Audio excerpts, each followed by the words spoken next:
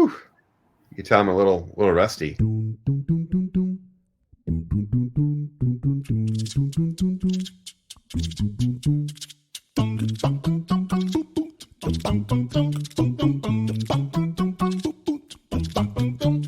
Hey, welcome back to another exciting episode of Spellstorm Miniatures, the first episode of the year. There it is. I made the decision. It's the first episode of the year. My name is Jeremiah, and I have a special guest with me, and I'm very excited to have this guest on. Longtime listener, happens to be one of the Patreon supporters, also a really significant contributor to our Discord server community that we've got going on. And throughout the last couple of years, we've had a lot of great conversations off mic, and we're finally going to have one on mic. So, Hans, why don't you say hello and say hello? Hey, thanks, Jeremiah. I'm glad to be here. My name is Hans. That was a very fancy way of saying I spend a lot of time on the internet. Oh, yeah. Yeah, well, as one does, the last, for a long time, a lot of us work behind computers and a lot of us work from home. And you have been of those ranks, haven't you? Yeah. Yep. So that's where we are. Well, hey, so I mentioned at the intro, first episode of the year. Pretty excited to get us started. I'm excited to have you on as my first guest of the year.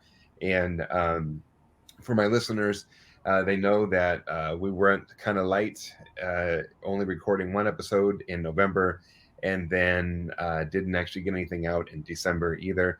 And that was by plan. And so the plan is that now that 2022 is here, that we're going to restart the engine and put it in gear and hit the gas and see where our journey takes us. So, but I'd like to keep maybe a similar format and just kind of start at the top and ask about your gaming life right now. What does it look like? Have you played any games lately? Yeah, luckily I have been able to start kind of getting out and playing some games. Actually since August I've been running Worlds Without Number game. That's a role-playing game. It's kind of like D&D if D&D were less Fafhrd and the Grey Mouse or Fritz Lieber and more Jack Vance Tales of the Dying Earth, so kind of leans on that Dying Earth aesthetic and in some of its mechanics and how it deals with spells and stuff. But it's it's pretty traditional kind of D&D stuff, but with some cool tweaks and kind of a little more on the OSR side of things. So yeah, we've been playing that for like 4 months now, every twice a month, and it's been great, been going strong and having a really good time doing that. Nice. And I recently started playing 40K. You and I, Jeremiah, played a Crusade game a few weeks ago. For my birthday. Yeah, for your birthday, testing out that system, and that was super fun. I think I've played 3 games, but only at the 500 point level. So for 40K, that's pretty much the lowest level you can go. And it's been super fun. I had a moment. So my wargaming history, at least, is kind of, I've played a lot of different things, but what I've played the most of is War Machine. Okay, yeah. So that's kind of where my default in my head goes, just because I played that pretty consistently for like a year, and that was all I played. So I just had a moment in one of my 40K games recently that was kind of interesting, where I'm setting up my deployment, and in the deployment zone there, so I'm playing orcs. I have like a couple units of boys, and in my deployment zone there's a crater, which is gives you some defense against shooting and reduces your movement if you start in it or move through it. So I was like, well, there's no reason for me to sit in this on turn 1. And I don't want to, get a reduction in movement. So I didn't put anyone in there. My opponent was like, do you want to maybe put a unit of your boys in there? I'm like, well, it's in my deployment zone. He's like, I can shoot into your deployment zone. So for me, that was oh, okay, I'm playing this game now. I have to be aware of Space Marine shooting into my deployment zone. This is new.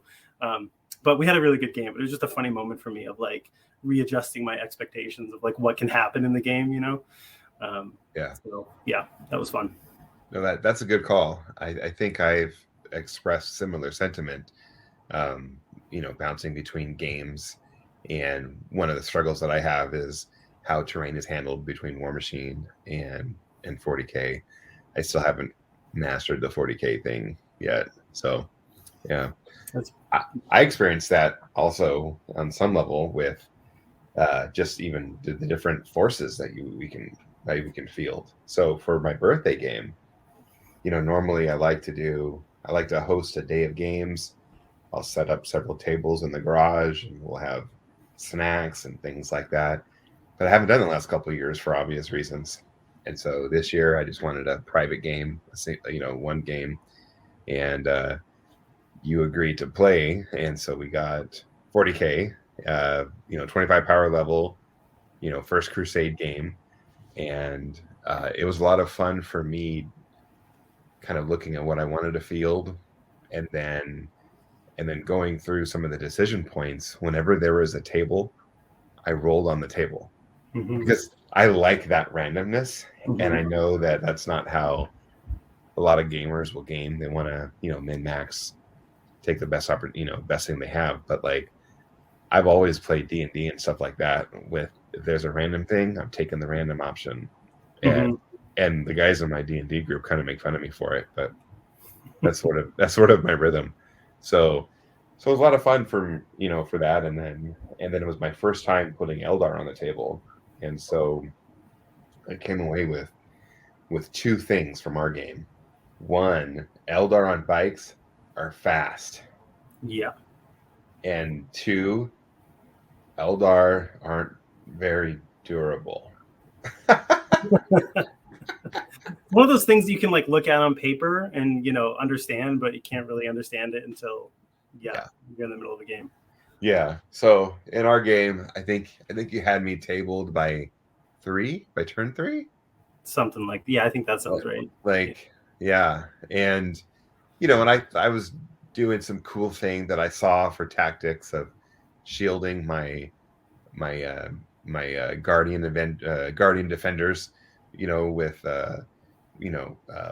my wave serpent, and you were like, wave serpent, nom nom nom nom nom nom.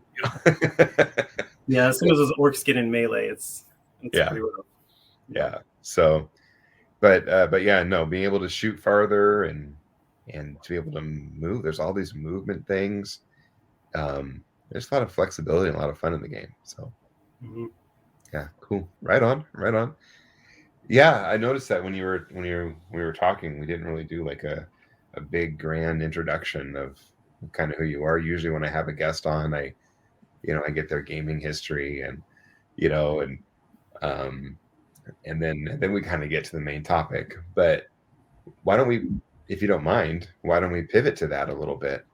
And because I think one of the things that you and I are doing that I didn't actually say at the top of the introduction is we're going to be doing a series of conversations on games, and so you and I have a vast experience with games, yeah, a lot of different types of games.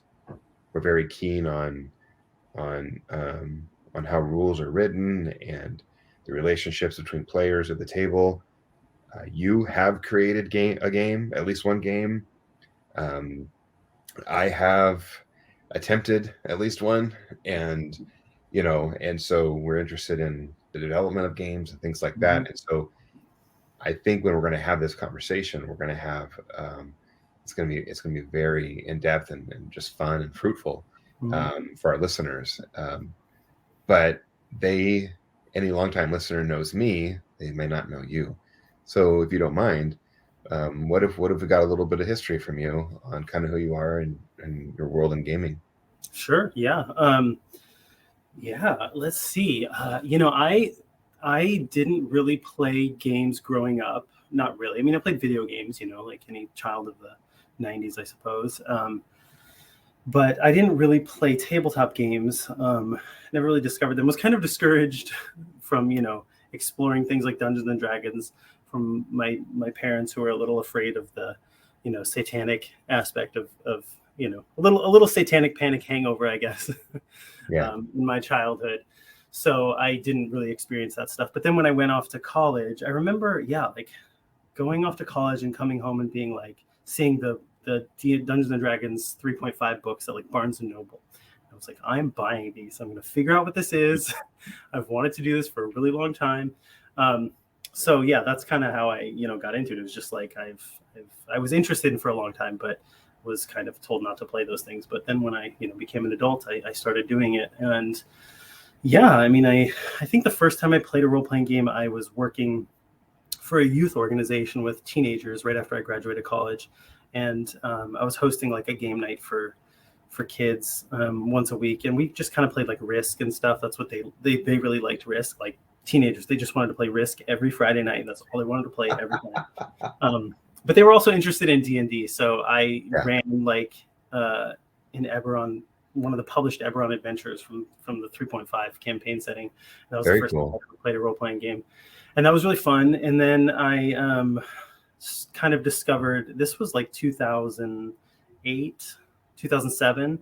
And that's kind of when I discovered like indie role-playing games. And there was a lot of kind of an explosion of design and publishing at that time in that world. And so discovered lots. I think the next game I played after D&D was Dogs in the Vineyard, if you ever heard of that. It's kind of like your young, faithful people going into towns and trying to solve their problems with, only a Bible and a gun to help you. So it's kind of a game about drama. Anyway, I don't even go through every game I played, but that was kind of, it was like D&D, then Dogs in the Vineyard. Those were like my first two games. And then I just kind of got involved in local community here in Portland, running weekly like indie RPG stuff, and was just playing a lot of that stuff at the time. And I discovered War Machine somewhere in there. I think I actually bought a battle box of War Machine in like somewhere in 2009 or something, and partially painted it up, but never played because I didn't know anyone who played. And I like lived with my parents at the time and didn't really have much of a community. So kind of put that aside. But then later on, discovered 40K, and I tried to play that and couldn't really get into it at the time. I think this was 5th edition. I remember, I think for me, it was like the building and painting was a really big hurdle. I painted a Space Marine like 10 times, and I painted it and then stripped it and painted it and stripped it and painted it and stripped it because I like wanted to get it perfect. So that's maybe that was my own kind of issue at the time, I guess, but I had a hard time getting into it because of that. Well, that's funny knowing you now that would be one of the obstacles, because I think you're a great painter. Thank you. And I've tried to like lessen the perfectionism of it. It's like I want models on the table, but I also want them to look like I want them to look like. So there's always a tension between that. Like get them done, but make them look like I want them to look like. And then I discovered Malifaux, and I played Malifaux for a good while actually, and really enjoyed that. That was in their 1st edition. And then like 2014, 2015, I got into War Machine, and the local community in Portland was a really good group of people, and played that pretty hardcore for like a year. And never really got good at it because War Machine's hard, but I really enjoyed it. And I think I went to 2015 Lock and Load, and kind of shortly after that is when I stopped playing. I think I was just a little burnt out. But and then since I've just kind of dipped in and out of playing games, mostly focused on, I've always been playing role-playing games consistently, but the war game stuff has kind of dipped in and out. But then when the pandemic hit, I discovered Spellstorm Discord and the local community of people out here. I moved just before the pandemic, moved to the west side of Portland, where there's a good group of people and a good game store, room and board. And that's kind of when I feel like, okay, I'm really like a miniature wargaming hobbyist. Like I do this, kind of consistently now since then. And, I've only really started playing again in the last few months because of pandemic stuff, but I've been engaged in painting and buying, of course, ever since then. So I don't know. That's kind of my history in a nutshell, I guess. Nice. Yeah. So, and my understanding from a lot of the conversations that we've had is you have, a pretty extensive role-playing history and a lot of experience with those games. And you wrote one.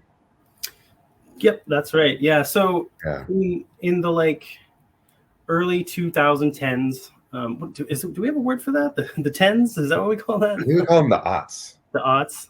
Okay. Yeah. Yeah. So in the like early 2010s, do we have a word for that? The 10s? Is that what we call that? The 10s? The 10s? The 10s? The 10s? The aughts? No. Okay. No, the aughts are the The 2000. zeros. Yeah, Yeah. those are the odds. The Yeah, tens, the I guess. 10. The teens. Yeah. Yeah, yeah. Somewhere in there. When I was doing lots of local, like running stuff, like we had a game night at Guardian Games every week, running stuff.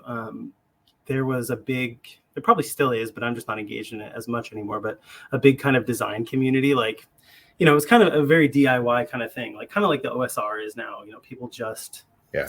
like, we're all playing these games, everyone's making a game, you just assume like whoever you're talking to is like making something, right? And like play testing each other's stuff. So yeah, I was pretty involved in that, and just kind of throwing ideas around. I had a lot of things I worked on, but I ended up making a very strange game. I'm pretty proud of it, but it's also just like, it's really strange. Like it's the kind of game that I wouldn't expect anyone to want to play, but when I've played it, it's been enjoyable and it does what I want it to do. So it's just it's a role play. It's kind of a biographical role-playing game, if you can call it that. You know, it's called Kim and Marshall, and it's about the relationship between Eminem and his wife, as he like talks about in his songs. When I was a teenager, I used to listen to a lot of Eminem, you know, and if you ever listen to that stuff, it's like the relationship stuff is really fraught and screwed up.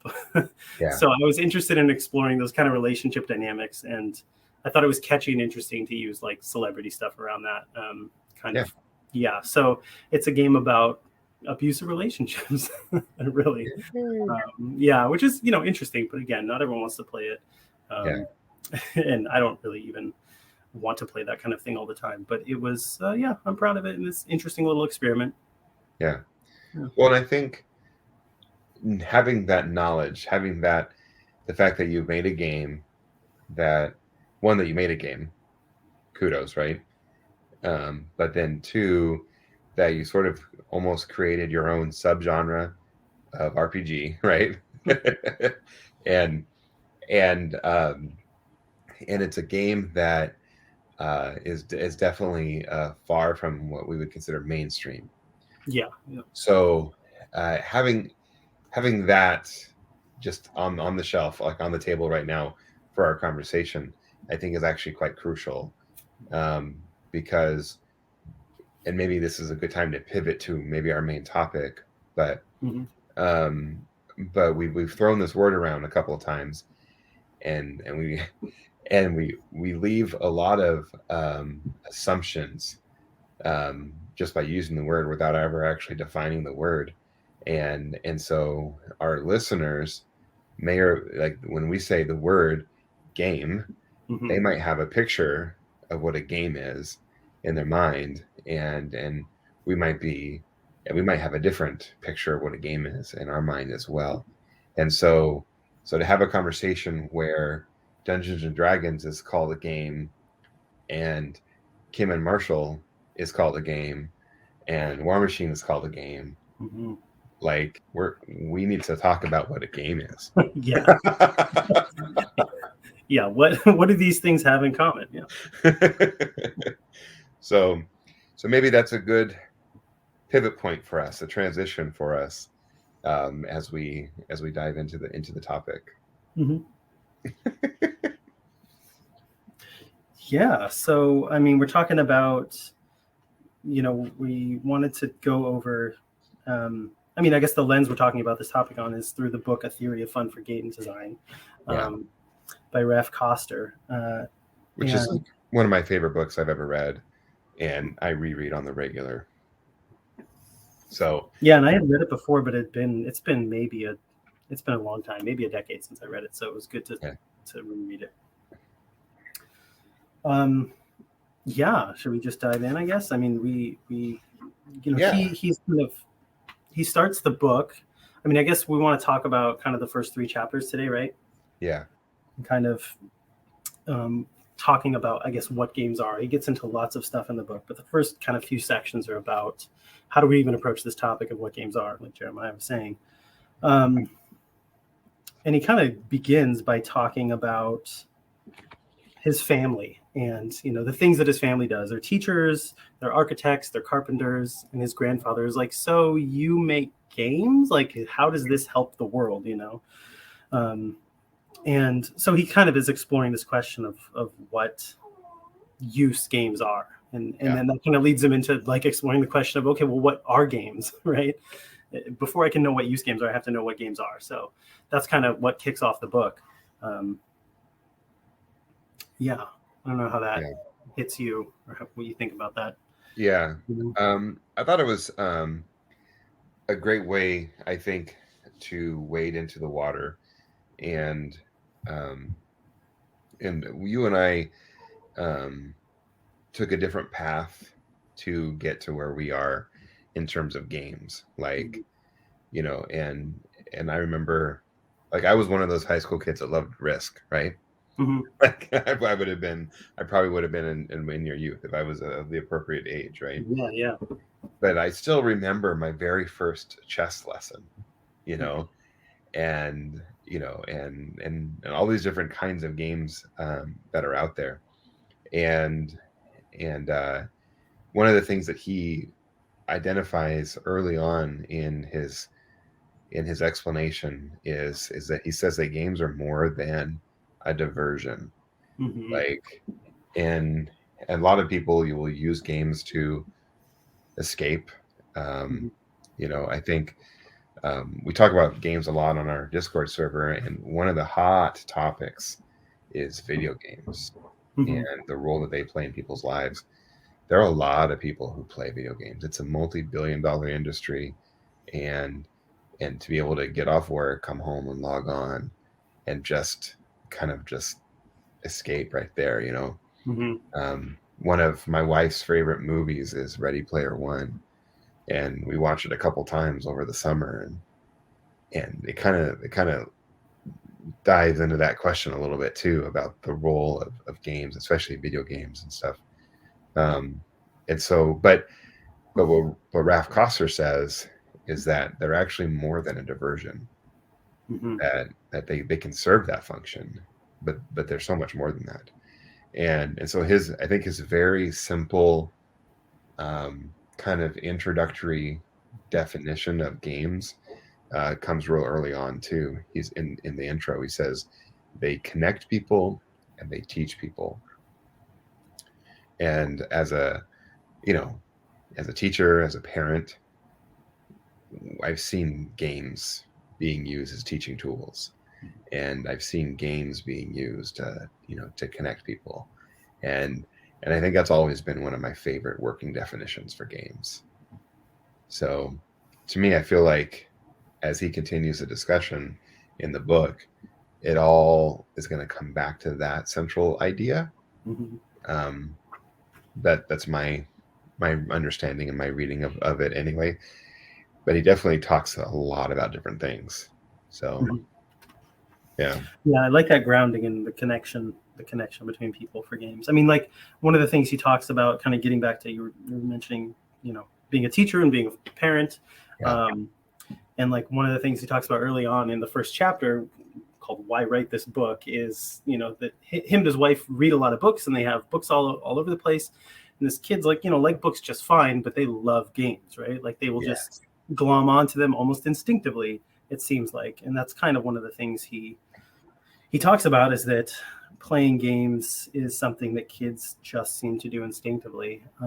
It kind of reminds me of, I can't reference this or cite this because it's been years since I listened to it, but Luke Crane and Jared Sorensen are role-playing game designers, and there was an interview with them on some podcast lost to the mists of time, but I distinctly remember this part, where they were talking about play and games and about how adults play because we want to, hmm but kids play because they have to. Like they have to play to learn, right? Like you see this in like young animals too, right? Like the way dogs play fight to learn sort of the hmm social boundaries around fighting and interacting, and like kids are playing all the time because they have to play to kind of learn what it means to be a person and how to interact socially, make those connections. Um, so I don't know where I'm going with that, but Coster kind of starts with that in the first chapter, and I think that's a really yeah, integral kind of grounding idea and how he talks about it, because he gets kind of more into brain science too. But he starts with kids oh, playing. yeah. I love the brain science chapter, and it constantly causes me to reflect on my own patterns of like how I live, and like and where I'm getting positive feedback and negative feedback loops. Like, Mm-hmm. yeah, yeah, Seriously. yeah. I don't know if I want to quite go to the brain yet. Yeah. There's because one of the things that he talks about real early on too is the game Tic-Tac-Toe, Hmm. and I loved his conversation around it, and I want to maybe use Tic-Tac-Toe to launch into 40K for a second. Yeah. Let's do it. Um, yeah, but he tells the story about um, how he would play tic-tac-toe with his kids, and how he would just beat them all the time, but they would want to keep playing, and apparently there's a finite number of possible solutions for the game of tic-tac-toe. I think something around 8,000, but I don't remember exactly.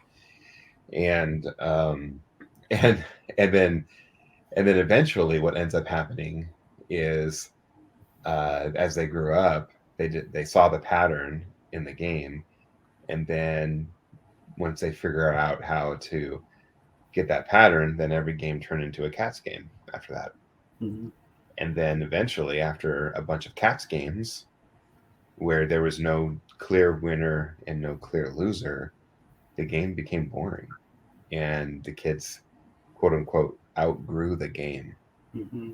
You know, and so as I was rereading that part, I was thinking about, well, a War Machine experience, and I was thinking about a 40K experience, Mm-hmm. and since those are the kind of the two touch points for our podcast a lot, I want to go back to those points a lot. But um, but in couched in this conversation around tic-tac-toe, he makes the comment where we do many things that we don't, when we don't even fully understand them. And so a kid, you know as they play tic-tac-toe, against the parent knows the pattern. Parent can either win or get to a cat's game intentionally, right? But when you Mm-hmm. pair two kids together who are kind of learning the game and they don't really know what's going on, they might accidentally win, or they might accidentally cats game, and neither result was an intentional result, right? Mm-hmm. Because they were both kind of exploring until eventually then they see the pattern, and then or at least one of them sees the pattern, then we can predict the ending. But with um, some games, and I'm thinking about like War Machine on this example, there's a lot of complex rules, and there's also a lot of complex order of operations. And so as we're playing the game and as we're activating our models, there are some units that are designed to activate first to get a desired result. And if we activate them second or third or fourth, we're not going to get that desired result, right? Mm-hmm. And a lot of times we don't know that until we put the models on the table and we play over and over and over again, and then we see the pattern, Mm-hmm. right?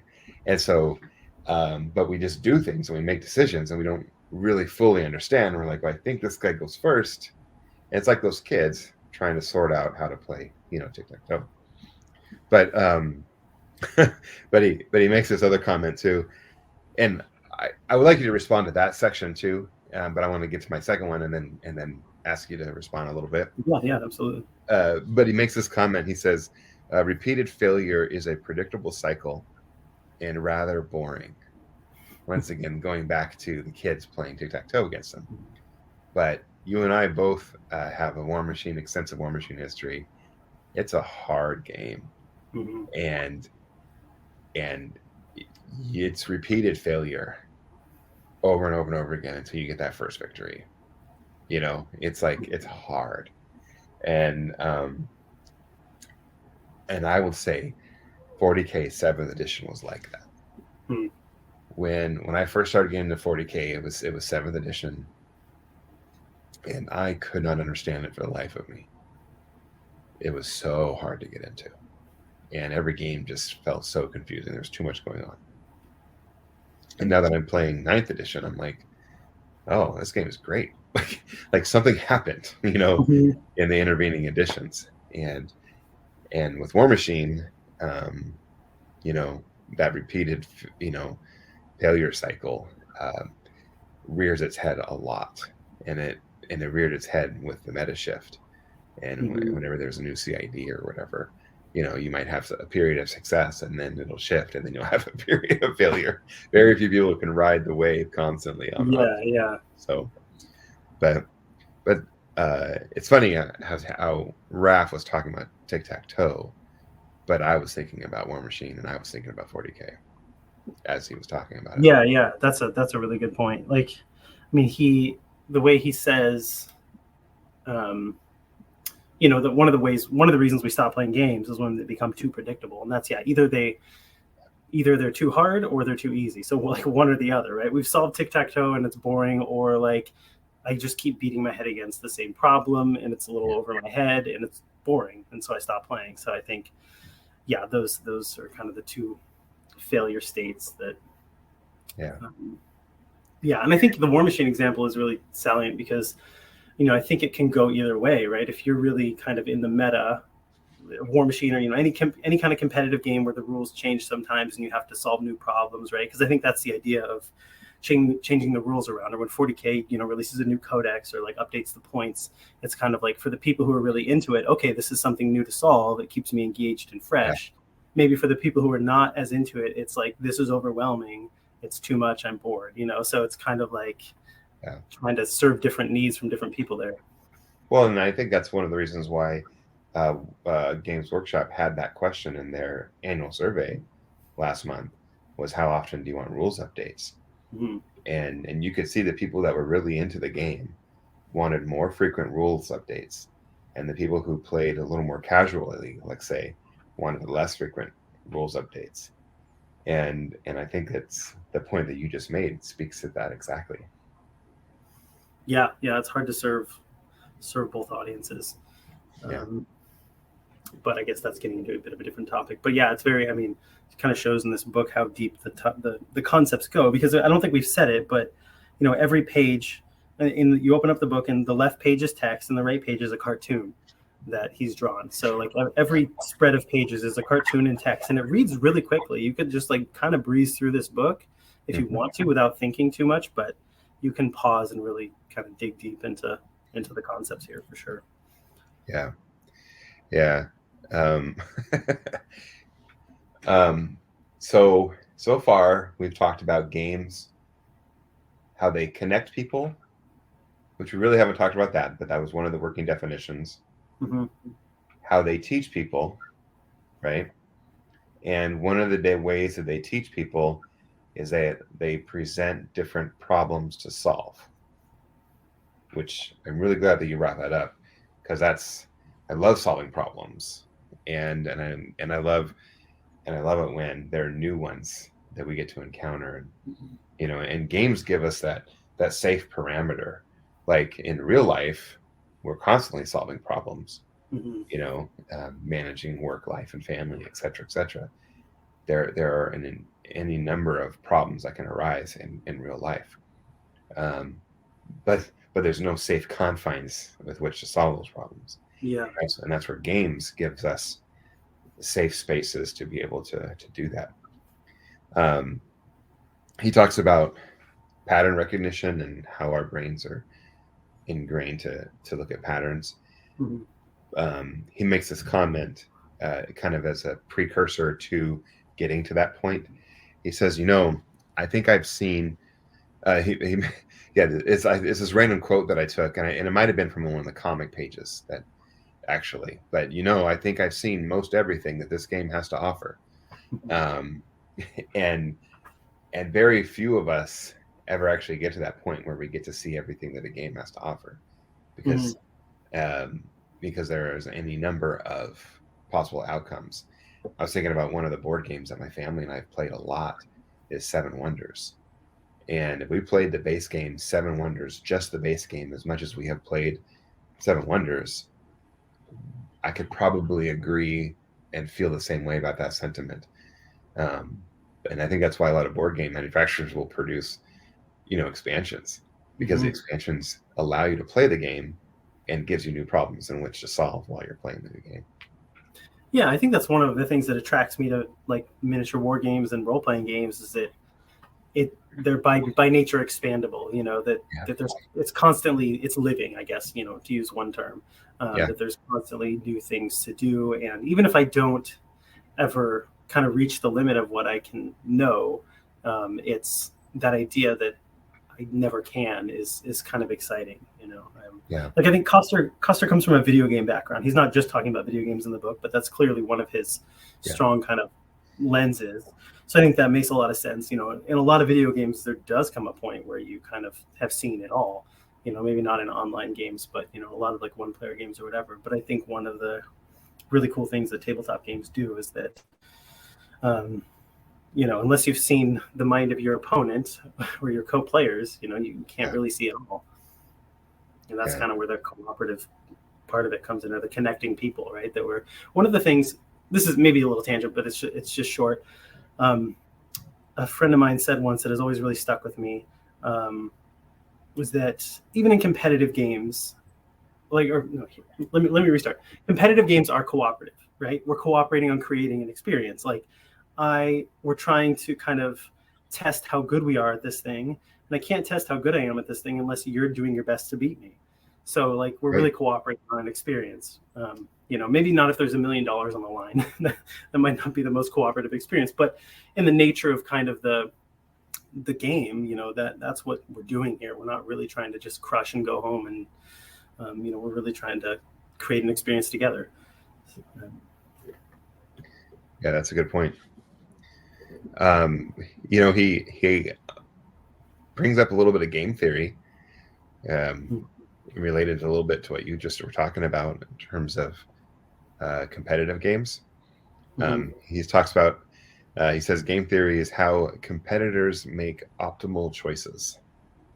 And so if your opponent is making optimal choices, the challenge for you to make the game as fun for your opponent then is to then also make optimal choices.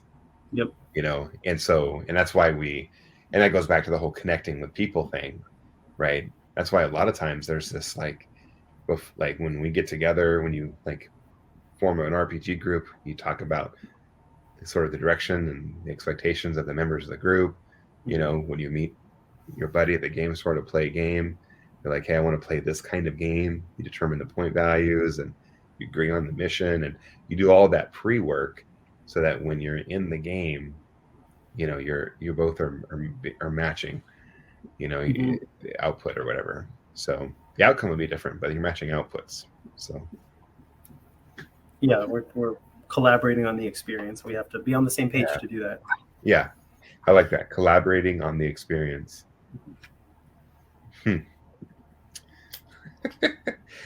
Okay, so here's the deal. As we're having this conversation, I'm thinking about so many more examples and all these things that I want to talk about. And I feel like we're just barely scratching the surface a little bit. Yeah. And so why don't we maybe give a roadmap to our listeners about where we want to go with this conversation, and then we can actually continue the conversation in a future episode as well, because that's the goal here, is to have a series of conversations about what games are. But more specifically, I think what we want to do is talk more about what games are, talk about kind of what games teach us, and then even talk about lastly what games aren't. Because I think some of us might have a different set of expectations on games, and we might not know that our expectations are unrealistic, or don't match a community, or et cetera, et cetera. So, and of course we're using Raf Coster as our primer, It's a great book. I'm going to put the link in the show notes for our listeners because I want everyone to read the book. I I had the original version and I read it a bunch of times and then I didn't read it for a couple of years and then I got the 10th anniversary uh, book, which has updated uh, statistic, uh, statistics and references, and and I've read it a couple times now too. You can see where where the pages have been worn, so because of my use. But anyway, so so that's sort of the roadmap. I'm conscious of the time of our conversation today, Mm-hmm. um, because that's one of the things we didn't talk about ahead of time was how long we had to record. Um, and I'm wondering if maybe we can do this conversation as a two-parter of what games are. How do you feel about that? That sounds great. Yeah, I think it's kind of yeah, I feel the same way that there's a lot to dig into and we want to get through it, but also don't want to just rush through it. Right, right. So, um, uh, and so the thing that I want our listeners to know is that games matter. They do, they really do, and that they're more than just a diversion. And if you can hang on to those things until we continue our second parter of the conversation, I think that'd be great. So let's transition a little bit towards the end because I really want to hear about what you have on your hobby desk, and I want to do something that's sort of New Year's related, maybe for myself. Just kind of talk about upcoming projects that I would like to work on, and then see how well I do this year on them. Because by saying them out loud, I now have evidence of my plan. By recording them and putting it out, even. I know. But before we get to the actual hobby desk, we have confession time. So, what purchases have you made recently? It could be a Kickstarter, it could be just a regular purchase, and what plans do you have for them?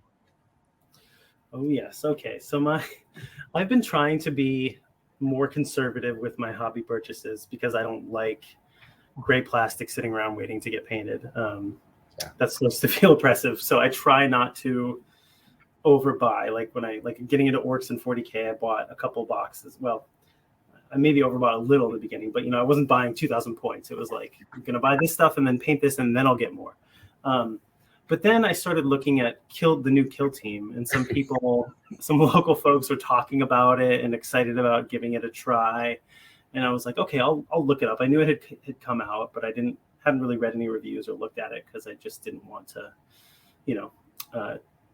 get into another thing. But then people are talking about it, people I'm interested in playing games with, and okay, I'll look up a review or whatever. So anyway, long story short, I'm pretty excited about the new Kill Team, and I bought the Octarius box set, the starter set, basically. Nice.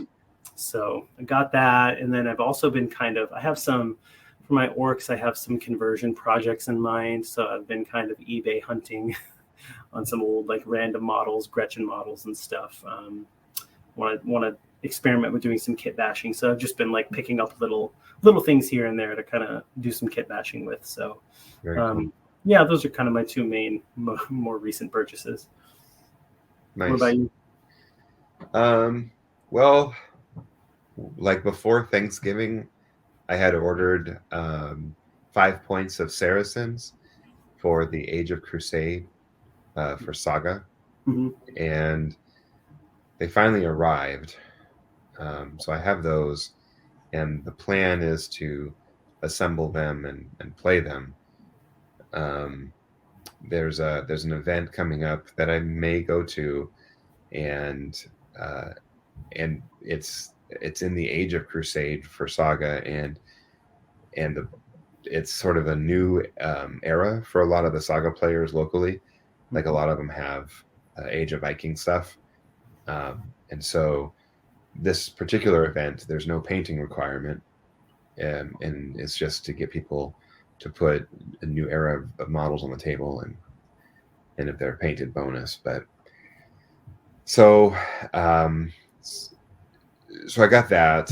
In the meantime, when we were Christmas shopping, I had found basically a complete Macedonian army for Age of Hannibal, and they're pre-assembled they're what are they? They are Airfix, if you know that brand of models. No. So this is like actual like models, like cars and airplanes that people assemble. So they make a historical line that is scale 1/72nd, which is roughly 15 mil. Okay. Or somewhere between 12 and 15 mil, or between 12 and 18 mil. I don't know, somewhere in that range. And so with Saga, it doesn't really matter the scale of your army as long as the base size is accurate. And so my plan is to use this Macedonian army for that, and because they're airfix. What did I say? Airfix? Is that what I said? Yeah, fixed. That's probably right. There's no assembly required. They're incredibly soft plastic, so I just have to get the appropriate base size and then get them up. And I have a very simple paint scheme that I'm thinking about doing for them. So I accidentally bought a second army for a different era of Saga, is what I'm telling you. And I didn't have to spend, but it was like $24. How do you get a full army for $24? Yeah, it's hard to pass up. It's hard to pass up. So, and then right before Christmas, I was given a Kings of War halfling army box that was incomplete. So there were someone had got this box, and they took out the models that they wanted, and then they were just going to give the rest of it away. And so so now I have some halflings. Is Kings of War, that's a Mantic game, right?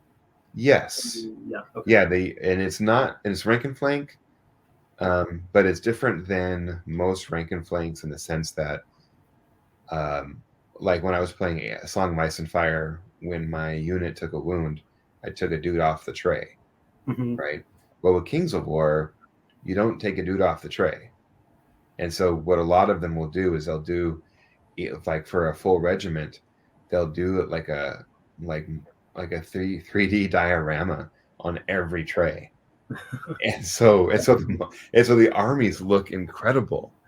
And you don't have to have like I don't know, like 24 guys on a regiment or whatever it is. I don't actually remember. I'm throwing an arbitrary number out there. You just have to have half plus one. So that means you can spread them out, and you can throw layers on and add trees. Like depending on your army and stuff. So yeah. So anyway, so there's that. Yeah. But outside of that, I don't think I've made any recent purchases. I'm kind of saving up because I know a bunch of Eldar stuff's going to drop, and so I need to be patient with that. So yeah, but that'll be a fun time when that stuff comes out. Yeah, it will be. So, all right. So hobby desk. So what is on your hobby desk right now? What are you building? What are you painting? So my goal has been, I have 25 power level of orcs that we talked about me playing a few times and with you. So my goal is to paint that up before I assemble anything else. So I've been doing that. I have 3 Def Coptas on my desk. I was hoping, my goal for December was to finish those before the end of the month. Did not quite happen because I took about 4 or 5 days out to assemble my commandos from the Kill Team box set that I got, because I thought I was going to play last week, but it didn't end up happening. So I was feverishly assembling and cleaning and stuff. So that took knocked a few days off painting my Def Coptas. So I'm hoping in the next few days here I can finish them. They're pretty close. So that's kind of what's on my desk right now. But I have to decide after I finish those whether I'm going to keep painting my 40K list or whether I'm going to try to paint those Kill Team Commandos, which are actually in my 40K list also. So maybe I should just do that and kill two birds with one stone. Yeah. Okay. There you go. Yeah. Yeah. So for me, because the hobbits were given to me, I have that sense of obligation that I should probably figure those out. I actually don't have the diorama bases. There's a third-party company that makes base sizes perfect for, for the regiment or whatever. And so Mhm. what I need to do is just sit down and see what I have and see what I need to order, so that I can do that. I'm gonna slap those Macedonians on the bases real quick at some point. I need to do that. But regarding my Eldar painting project, I just I want 50 points painted, and you and I had started a crusade at the 25 power level. It's really hard to play what I want to play at 25 power level because what I have painted for Eldar are elites, and at the 25 power level you can only have a patrol detachment. And to run more elites, I need I think it's called a vanguard detachment. You can do that at 50 power level. And so actually I'm going to redo my crusade roster to include models that I've painted, and Okay. then more models that I've painted anyway, Yeah. and then round it out, and then paint those to round out, to make the full 50. So Nice. um, so I'm actually going to do that first, probably, because I'm probably going to be playing 40K a lot more um, than the other games.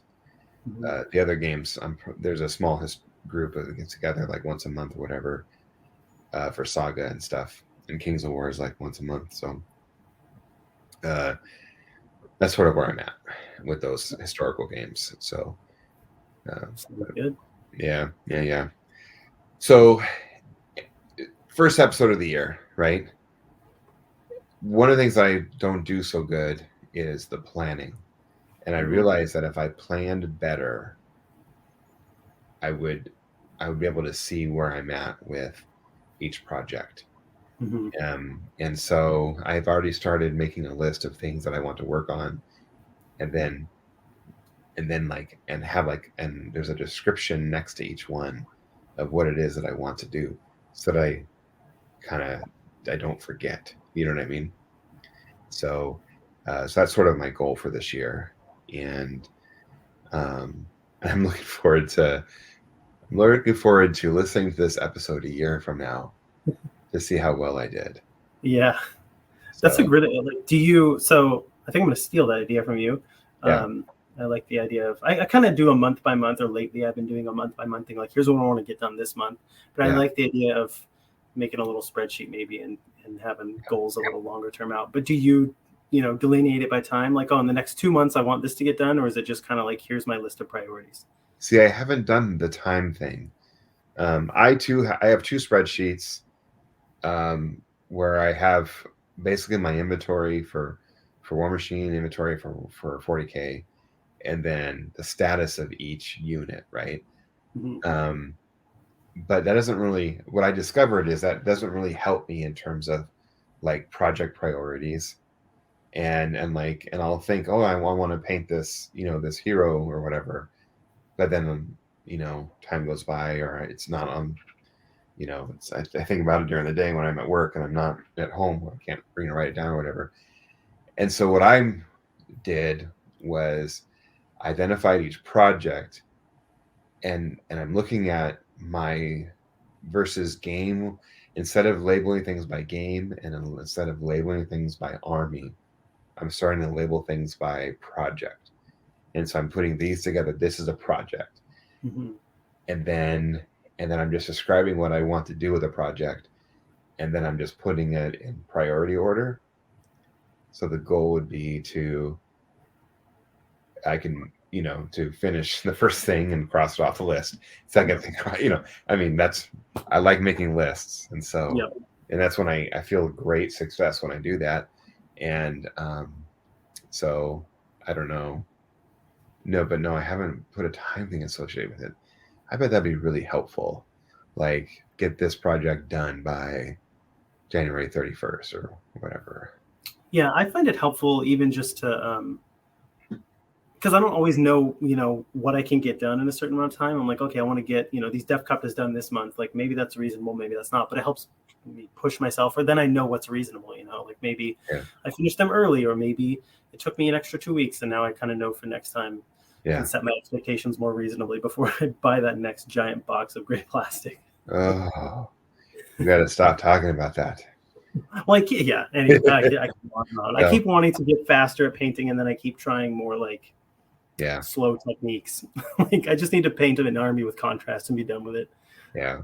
Well, I was talking with Ian today, and he did a unit of kill team guys that were Slaneshi Space Marines. Mm-hmm. And so he primed them all in whatever the silver is. I think it's lead belcher. And then he doused them all with Nuln oil. And then he did a dry brush of another silver, not lead belcher, another silver, like maybe gunmetal smith or gunsmith metal or whatever. I don't know all the GW colors. And then in the armor panels, he did the voluptuous pink contrast paint. And then he did certain details on like the weapons and face and stuff. Yeah. But I was looking at those armor panels, and it completely tricked me because the shade and the detail and the depth was coming from behind the color instead of on top of the color. Mm-hmm. And that's what confused me. And I was like, wow, you got all that definition and all that value before you even put on color. Mm-hmm. And then he added the color, and it looks so good. It's in the case. If you go into the Warhammer store, okay. I was so impressed with these. I was like, wow, that's really easy, and it looked clean because all the trim was the same silver. Yeah. Because he didn't even have to touch the trim at that point. Mm-hmm. The way that he did it, it was like opposite. It was sort of talk about order of operations. Mm-hmm. It was opposite of how I have painted his favorite Space Marine before. So it's like, yeah, that's really cool. Yeah, it's always good to see those new things, especially in person. Seeing models in person really, really helps to kind of see how people did techniques and stuff. Yeah, totally. Well, I'm gonna do a little plug here.